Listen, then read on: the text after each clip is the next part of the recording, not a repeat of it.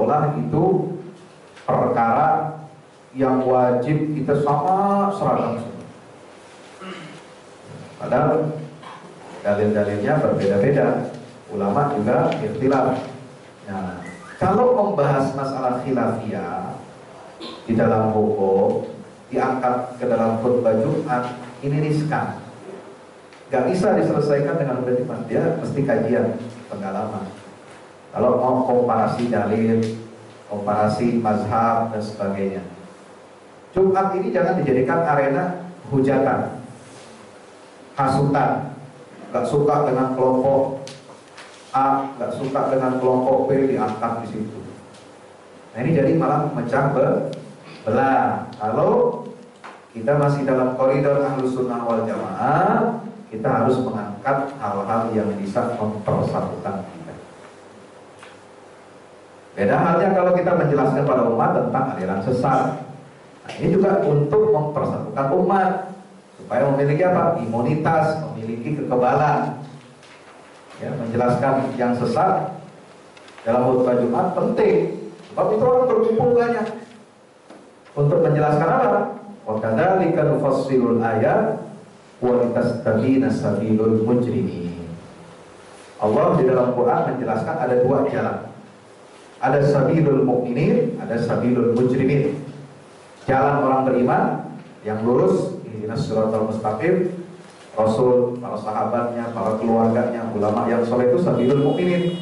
Kita nggak boleh menyelisih. Wa may yushaqiqir rasula min ba'di ma tabayyana lahul huda wa yattabi' ghayra sabilil mukminin, ancamannya berat. Nuwallihi ma tawalla wa nuslihi jahannam. Ya. Jadi khatib bisa menjelaskan ini sabilul mukminin yang mesti kita ikutin. Ini sabilul mujrimin supaya kita tidak terjerumus ke dalam kesesatan. Tapi kalau masih dalam koridor Ahlus Sunnah Jamaah, ya, yang menjadi firqah najiyah kata Rasulullah SAW, kita jangan menyinggung satu sama lain. Jaga persatuan umat Islam. Kalau ada masalah khilafiyah, ya pengajian saja. Ya, kemudian muzakarah ulama. Jangan diangkat kepada masyarakat awam khutbah Jumat menghujat satu dengan yang lainnya. Perkara-perkara yang sudah selesai, ya, yang mukhtalaf fihi, kunut, tahlil, sebagainya, ya ini kalau dipertentangkan lagi, diperuncing lagi, ini kontraproduktif buat kita. Ya. Jadi kita fokus dakwah di dalam masjid, terutama khutbah, untuk menyampaikan jalan yang benar. Karena wa annal masajida lillahi fala tad'u ma'allahi. Fokus untuk dakwah kepada Allah, mengajak orang kembali kepada Allah secara akidah, syariat, akhlak, kemudian harus kembali kepada Allah. Itu fungsinya mereka. Wa annal masajida lillahi. Jangan hal-hal yang samping-samping yang lain, apalagi yang bisa menyulut pertikaian bersama orang. Ya. Kemudian yang penting juga adalah mempersiapkan diri menguasai praktek ibadah. Yang terdiri dari khutbah dan sholat jamaah pada momen tertentu seperti sholat Idul Fitri, sholat gerhana, sholat istisqa. Ya. Sebab ini yang biasa menjadi khotib, nanti tentu akan juga digunakan untuk menjadi khotib Idul Fitri, khotib Idul Adha, khotib sholat gerhana, ya, dan juga sholat istisqa. Kita mesti tahu praktiknya, cara-caranya, ya. Tidak menjiplak atau meniru gaya maupun metode penyampaian khotib yang lain, ya, karena umat secara umum, ya, kalau ada yang sengaja niru-niru gaya penceramah lain yang sudah terkenal, oke, malah dianggapnya kita jadi bahan lelucon. Kayak kehabisan gaya, ya, kayak kurang kurang kreatif dan sebagainya. Ya. Tapi kalau memang pada dasarnya memang itu sudah bawaannya, nalurinya, naturnya begitu, ya nggak ada masalah. kayak anaknya DNMZ ya udah nurut, model orang tuanya turun situ, bahasanya sama, gayanya sama, ya udah mau diapain. Orang udah maklum, oh ini anak DNMZ, wajar. Ente siapa? Nah kan begitu, nanti orang tanya mau ikut-ikutin gaya gitu ya.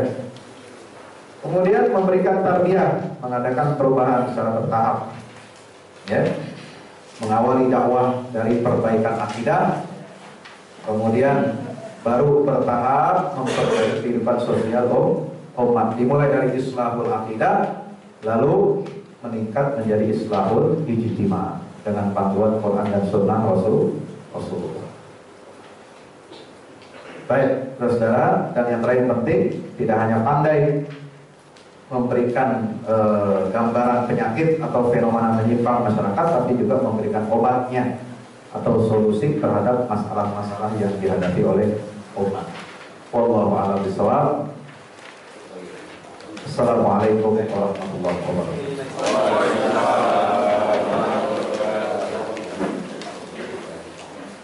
Jadi Bapak-Bapak, sesi pertama kalau ada pertanyaan ya silakan.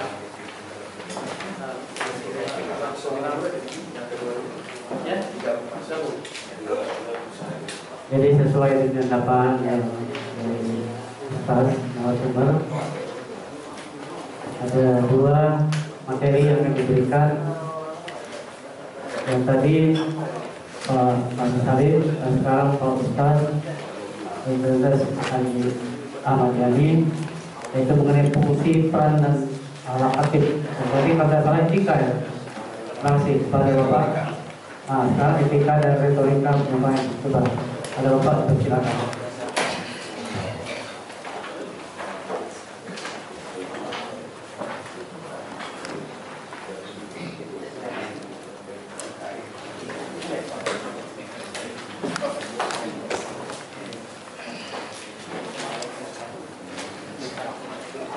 Assalamualaikum warahmatullahi wabarakatuh. Alhamdulillah wassalatu wassalamu ala Rasulillah nabiyina Muhammadin wa ala alihi wa ashabihi wa mawala. Amma ba'd.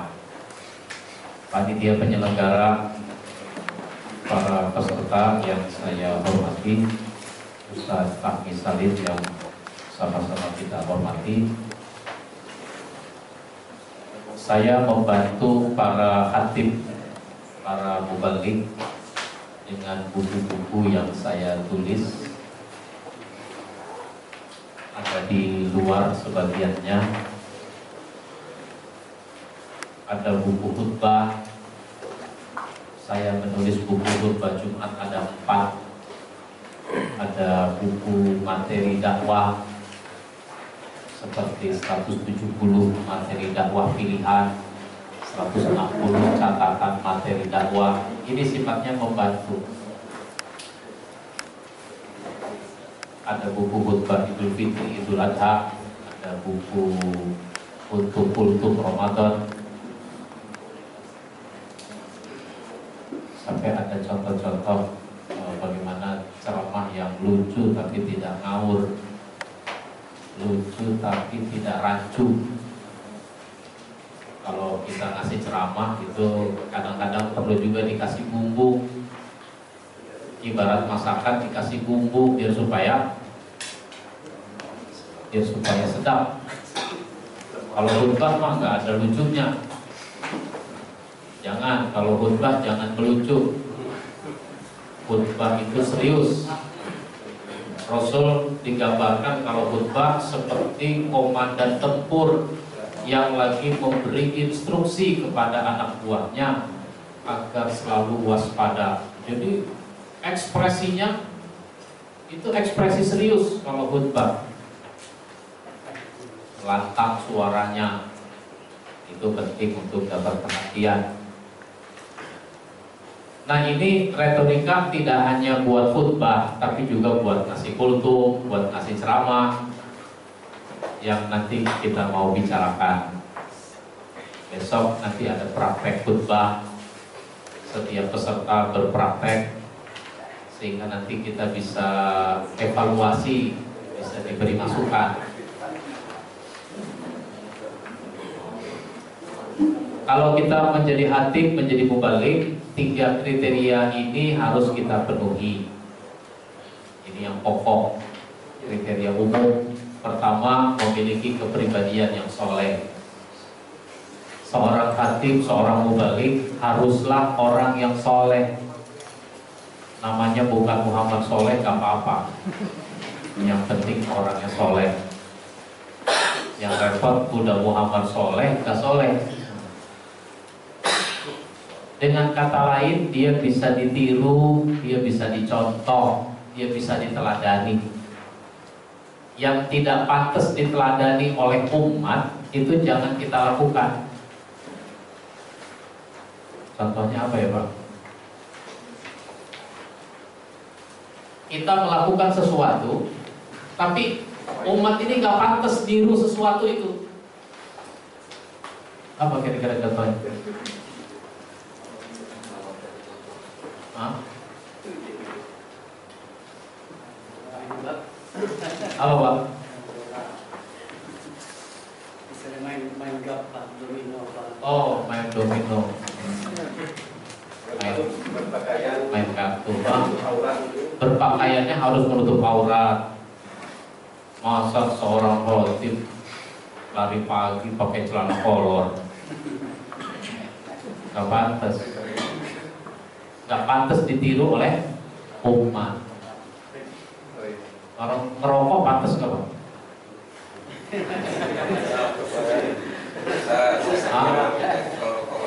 Bapak suka nggak kalau anak bapak merokok? Hah? Ini secara jujur ya, secara jujur dengan hati. Bapak suka nggak kalau istri bapak merokok? Bapak suka nggak kalau anak bapak merokok? Enggak. Jadi kalau bapak merokok itu namanya bapak nggak pantas ditiru.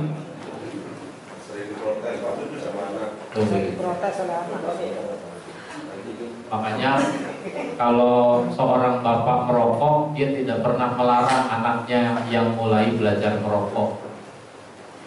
Kenapa? Kalau dia larang nanti anaknya protes. Lah bapak kok merokok? Alhamdulillah di sini nggak ada yang merokok.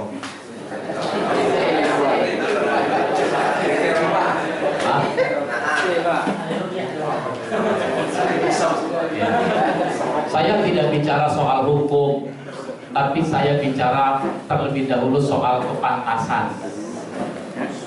Kita tidak pantas memberi contoh kepada istri, kepada anak, kepada murid dengan contoh merokok. Itu tidak pantas. Bapak boleh suka, boleh nggak suka ucapan saya ini. Suka apa enggak? Ya. Jadi punya kepribadian yang soleh. Yang kedua, seorang khatib, seorang mubalik, dia harus punya wawasan yang luas. Wawasannya luas. Dia terus belajar, dia berdiskusi, ilmunya banyak, ilmunya bertambah. Sekolah ada batasnya, tapi kalau belajar nggak ada batasnya. Batasnya adalah mati. Batasnya mati. Saya nggak tahu Ustaz di buku mana itu ada hadis, katanya hadis, tapi nggak tahu betul apa nggak hadis bukan. Itu kan ada dulu orang-orang tua kita, guru-guru kita tuh bilang utlubul ilma minal mahdi ilal lahdi. Itu hadis apa bukan? Terlepas dari soal hadis atau bukan, tuntutlah ilmu dari buayan sampai liang lahat, sampai liang kubur. Kenapa ya kalimatnya enggak utlubul ilma minal mahdi ilal maut? Kenapa enggak sampai mati, tapi dibilang sampai liang lahat gitu? Kenapa ya? Saya menangkap kesan seolah-olah misalnya orang mati habis subuh, pagi-pagi subuh mati, mau dikuburkan jam 1 habis zuhur. itu dari habis subuh mati sampai sebelum dikubur, kalau masih bisa cari ilmu, cari. Apalagi yang bertakziah, ada ustadz, ada ulama, ada kiai, ada guru, ada teman yang ilmunya banyak. Itu orang pada datang melihat kamu, kenapa kamu gak bertanya soal ilmu? Kenapa kamu gak belajar soal ilmu? Ini ustadz yang datang, ulama. Ya udah mati, bagaimana mau nanya? Seolah-olah begitu ya. Jadi wawasan yang luas, wawasan keislaman. Bahaya Pak, kalau seorang khatib wawasan keislamannya tidak luas. Akibatnya apa? Dia menekankan satu aspek, lalu nanti mengabaikan aspek yang lain. Kita itu kalau punya uang, pergilah umroh. Umroh bagus. Ini Ustadz ngomongnya umroh. Emang dia pembimbing umroh? Dia pembimbing umroh. Masjid di kampung kan gak selesai-selesai. Yang punya duit umroh mulu. Ada anak yatim gak bisa sekolah, yang punya duit umroh mulu. Saya khawatir. Jadi wawasan keislaman kita harus luas. Untuk meluaskan wawasan itu mesti membaca. Jadi mesti membaca. Kalau dengar aja Pak, mendengar kayak begini, dapat banyak, dapat sedikit. Itu dapat sedikit. Mendengar ceramah 1 jam, mendengar ceramah 2 jam, itu sedikit yang dibahas. Tapi kalau mau baca 1 jam, wah dapat banyak. Pak Ustadz, saya kalau baca jadi ngantuk, ya tidur. Nanti bangun tidur, baca lagi, ngantuk lagi, tidur lagi. Daripada Pak Surip bangun tidur, tidur lagi. Mendingan kita bangun tidur, baca ngantuk, tidur lagi. Ini wawasan keislaman. Banyak membaca, banyak bertanya, apa yang kita nggak paham tanya. Sekarang ada telepon, bisa SMS, bisa WhatsApp. Tapi Pak, jangan nanya dulu sebelum membaca. Baca dulu, cari dulu. Ini kadang-kadang orang maunya nanya aja, nyarinya enggak. Cari dulu. Udah nggak ketemu baru nanya. Ini kadang-kadang ada ustadz masih muda-muda nggak mau baca, nanya sama saya, Pak Ustadz, apa nih hukumnya gini. Saya bilang baca buku ini, bab ini. Saya nggak punya bukunya, cari beli. Zaman sekarang orang maunya instan, nggak mau nyari. Baik, wawasan keislaman, wawasan kemasyarakatan. Kita ini kan ngadepi masyarakat. Ceramah tuh, khutbah berhadapan dengan masyarakat. Apalagi khutbah Pak. Khutbah itu Pak, jamaahnya dari mulai anak-anak sampai orang tua. Bagaimana itu yang kita sampaikan dipahami oleh semua orang yang hadir? Ada cerita di buku saya juga ada itu. Di buku Beginilah Seharusnya Memakmurkan Masjid. Rasul itu berkhutbah. Di antara jamaah yang hadir itu cucunya namanya Hasan. Selesai Jumatan, si Hasan pulang duluan. Sampai di rumah dia cerita kepada ibunya Fatimah, Umi, tadi Rasul kakek berkhutbah begini, isinya ini. Dijelaskan. Lalu Fatimah menjadi paham, meskipun Fatimah tidak ikut Jumatan. Gak lama kemudian pulang bapaknya Hasan, siapa? Ali bin Abi Thalib pulang. Ali juga cerita kepada Fatimah, tadi Rasul khutbah isinya begini, begini, begini. Baru ngomong sebentar dipotong sama Fatimah. Kalau itu mas saya juga udah tahu, udah paham. Dari mana kamu tahu? Kan kamu tidak ikut Jumatan. Tadi si Hasan cerita begini, begini, begini. Oh itu. Jadi Pak, khutbah Nabi itu dipahami oleh anak kecil. Anak kecil juga paham khutbah Nabi. Nah, ini kadang-kadang khatib berkhutbah, jangankan anak kecil, anak SMA saja nggak paham. Bapak-bapaknya nggak paham. Ngomong-ngomong, bapak kalau pulang Jumatan pernah nggak cerita kepada istri? Tadi khutbah isinya begini, begini, begini, begini. Pernah nggak cerita begitu? Apa yang mau saya ceritain, orang saya tidur.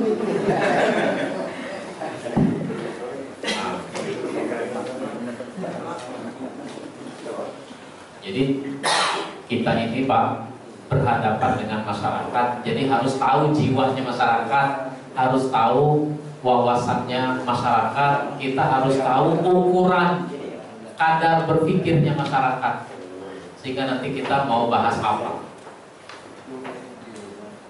Wawasan kebahasaan, ngomong pakai bahasa. Karena pakai bahasa berarti ngomong pakai bahasa yang baik, ngomong pakai bahasa yang benar. Kalau khutbah itu bahasanya formal, bahasa resmi, bukan bahasa pasar. Kalau saya ceramah, saya orang Betawi, saya ceramah umum, maulid, Islam Mi'raj, bisa aja pakai ngomong tua dulu misalnya. Bisa ngomong pakai bahasa pasar. Tapi kalau khutbah itu bahasa resmi, gunakan bahasa resmi. Kemudian kalau kita ceramah agama Islam, tentu saja kita akan menjelaskan makna-makna kata. Oleh karena itu setiap kita harus bertawakal kepada Allah. Misalnya begitu. Nah, kata tawakal itu harus dijelaskan. Makanya kita harus punya pengetahuan tentang makna-makna kata seperti itu. Ya kalau pembacaan, baca dalil jelas harus benar kan. Nah, makna-makna kata itu penting untuk kita pahami agar kita bisa memberi penjelasan. Kalau enggak nanti orang salah paham. Terus wawasan kekinian, apa yang berkembang zaman sekarang. Apa yang berkembang zaman sekarang perlu kita ikuti, perlu kita pelajari, kita pahami. Apalagi nanti sebagai khatib, sebagai mubalik, sebagai imam, masyarakat suka bertanya kepada kita tentang hukum-hukum. Pak Ustadz, saya mau nanya, hukumnya bayi tabung itu bagaimana ya? Boleh atau enggak? Bayi tabung, saya dengar aja baru ini istilahnya. Nah kalau istilahnya baru dengar, bagaimana jawab hukumnya? Dia nanya, ngomong-ngomong tabungnya yang 3 kilo, yang 12 kilo. Kenapa jadi ke situ nanya? Nah, itu mesti paham apa itu bayi tabung, hukumnya bagaimana.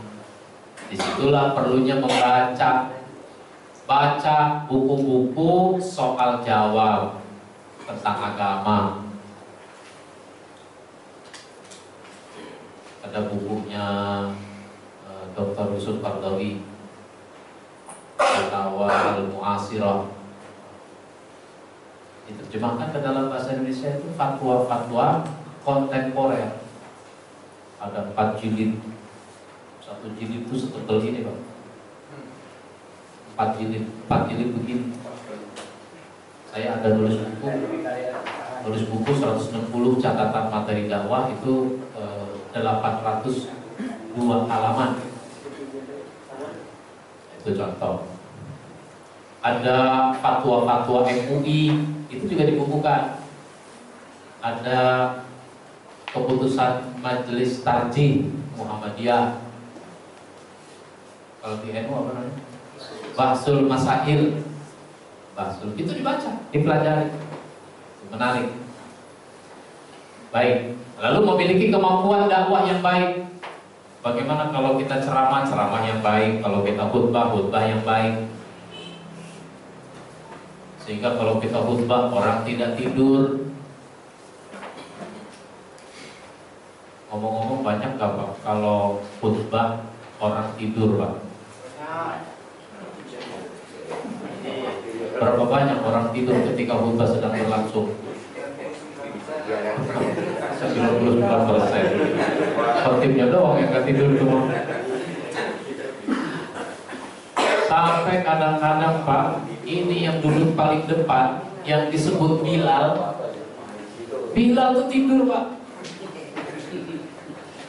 Kan di sebagian masjid kalau khutbah pertama selesai,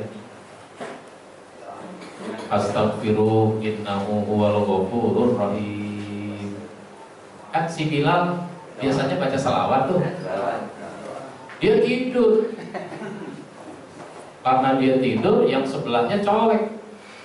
Bangunin. Ketika dia dicolek, bangun, langsung dia diri. Allahu Akbar, Allahu Akbar.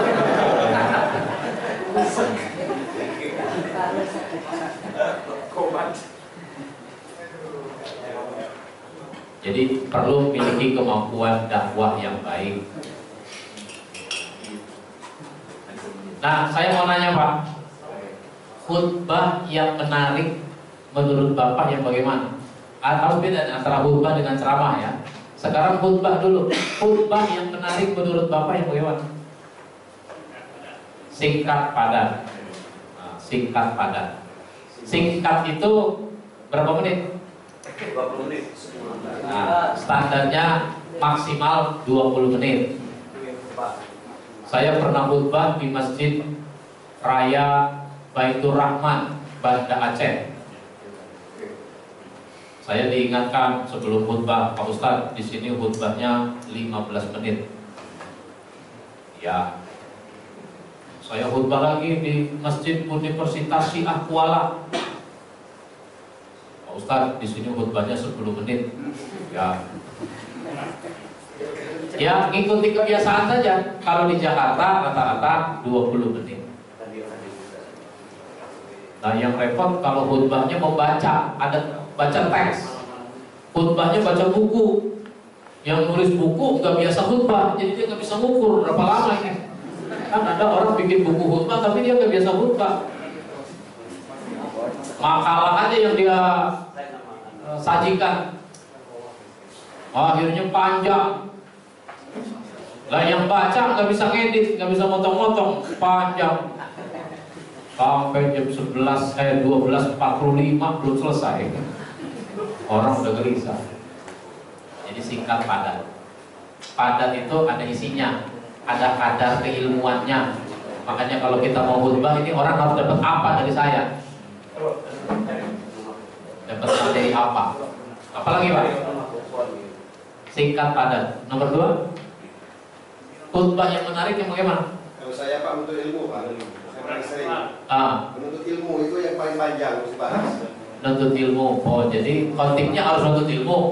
Semua kita hidup. Ya. Itu kan apapun harus punya ilmu. Dan Ya. ilmu itu menyelesaikan masalah tanpa menimbulkan masalah. Orang punya ilmu Pak. Tanpa ilmu nanti orang tersinggung salah ngomong ya. Baik. Dengan ilmu kan nanti dia cara begini supaya dia tersinggung. Ya. Jadi khutbah itu ada kadar keilmuannya. Karena harus menyampaikan ilmu, maka si khatib harus nyari ilmu dulu. Ini kadang-kadang jadi khatib, jadi mubalik, males cari ilmu. Merasa udah banyak ilmu. Makanya di rumahnya gak ada buku, gak ada penambahan buku di rumahnya. Itu saya lihat di jendela rumahnya tuh, di jendela itu yang banyak bungkusan rokok. Bukannya buku yang dipajang, bungkusan rokok. Baik. Apalagi Pak? Apa? Aktual. Materinya aktual. Berarti kalau cerita sahabat Nabi gak aktual dong. cerita tentang Nabi Ibrahim nggak aktual dong. Nah, jadi bagaimana apa yang masa lalu itu dihubungkan dengan masa sekarang, jadi aktual. Baik, kalau retorika itu Pak, intinya adalah seni bicara. Sederhananya retorika itu seni bicara. Kalau pakai seni apa-apa jadi indah. Jadi indah. Cat, ada cat. Itu cat kalau sekali begitu aja sudah. Tapi ketika ada orang dengan cat itu melukis, maka jadi indah. Cat sekaleng harganya misalnya 50.000. Ternyata ketika dia bikin lukisan dari cat sekaleng, harganya berapa? Satu kaleng jadi berapa lukisan? Banyak. Itu jadi indah. Keindahan kadang-kadang jadi mahal. Baik. Nah, kalau dakwah itu mengajak, menyeru, memanggil orang agar beriman dan taat kepada Allah. Jadi kalau begitu, retorika dakwah adalah kepandaian bicara untuk berdakwah. Bapak pernah ngelihat tukang obat nggak Pak? Tukang obat di pinggir jalan, dia ngomong tentang obat. Ngomongnya menarik nggak Pak? Ngomongnya menarik. Kadang meledak-ledak, ngomongnya bagus, menarik. Kalau saya pikir-pikir kenapa itu tukang obat gak jadi khotib aja ya? Kenapa Pak? Tukang obat tuh gak jadi khatib? Padahal ngomongnya menarik. Karena jadi khotib bukan sembarang orang. Ya, jadi khatib itu bukan sekedar bisa ngomong, tapi apa yang harus diomongkan, apa yang harus dibicarakan. Terus kepribadiannya baik apa tidak? Kepribadiannya baik apa tidak? Jadi pandai bicara, menguasai apa yang harus dibicarakan, dan dia memiliki kepribadian yang pantas untuk membicarakan masalah itu. Oleh karena itu, setiap kita harus menjaga kesehatan jasmani kita masing-masing. Habis khutbah merokok lagi, jadi sehat. Baik, kok merokok melulu nih omongannya? Baik Pak, kalau mau khutbah, mau ceramah itu harus punya persiapan. Persiapan itu sangat penting, apalagi bagi para pemula. Orang yang baru kali ini mau ceramah, mau khutbah, dia harus punya persiapan yang matang. Bahkan ada yang mengatakan persiapan yang matang itu setengah dari keberhasilan. Setengah keberhasilan itu adalah persiapan yang matang. Dalam bidang apapun, persiapan matang. Ada orang mau bertinju. Bertinju itu berapa ronde? 12 ronde. Dia latihannya berapa ronde? Ratusan ronde. Kalau dia bertinju itu larinya di mana? Iya di ring itu. Ring itu berapa kali berapa meter? Ternyata latihannya, wah itu lari puluhan mungkin ratusan kilometer. Bahkan latihannya di pantai, larinya di pantai. Karena kalau di pantai itu kan ada pasirnya, berat. Itu latihan. Jadi latihan, persiapan itu lebih lama dibanding tampilnya. Ya khutbah cuma 15-20 menit, tapi persiapannya harus baca banyak buku. Ada seorang ulama namanya Aid Al-Qarni. Dia nulis buku judulnya La Tahzan. Itu untuk menulis buku La Tahzan, Aid Al-Qarni mengatakan saya harus membaca 300 judul buku. Jadi Jadi referensinya 300 judul buku, jadilah buku La Tahzan. Itu udah kaliber ulama masih harus baca 300 judul buku untuk menulis satu buku. Jadi persiapan yang matang, dimulai dari persiapan mental.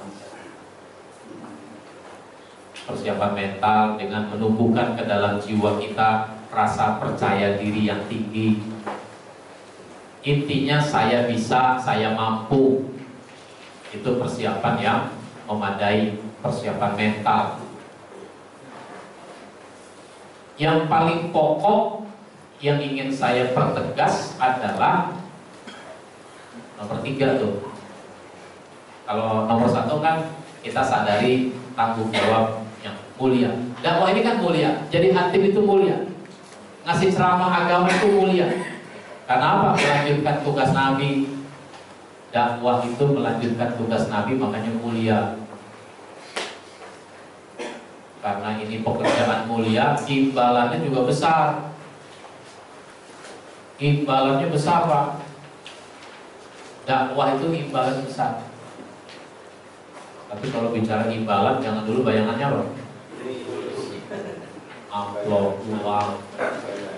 Imbalan yang besar itu kata Nabi, dalla ala khairin falahu mislu ajri fa'ilihi. Barang siapa yang menunjukkan pada kebaikan, maka dia mendapatkan balasan, dapat pahala seperti amal orang yang melakukannya. Mulia, penting, dakwah itu penting. Karena mau mengubah orang dari keadaan yang apa adanya pada yang seharusnya dan dibutuhkan. Kita ini orang baik, insya Allah. Kita butuh dakwah apa enggak? Butuh. Kalau kita butuh dakwah, apalagi orang lain.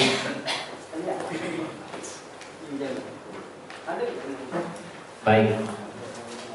Itu yang ketiga yang mau kita soroti. Mentalitas kita tuh akan memadai kalau kita yakin bahwa kita pantas. Kita pantas. Pantas dari sisi kepribadian.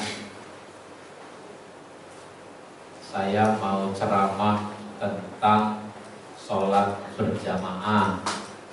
Pantas, memang saya rajin sholat jamaah.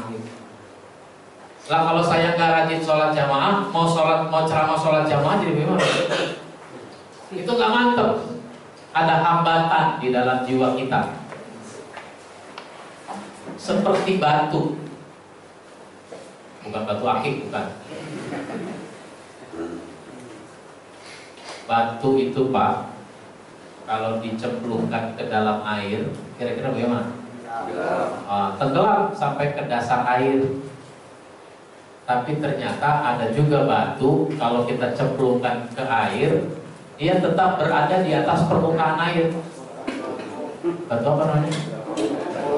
Batu apung. Batu juga, cuma disebut batu apung.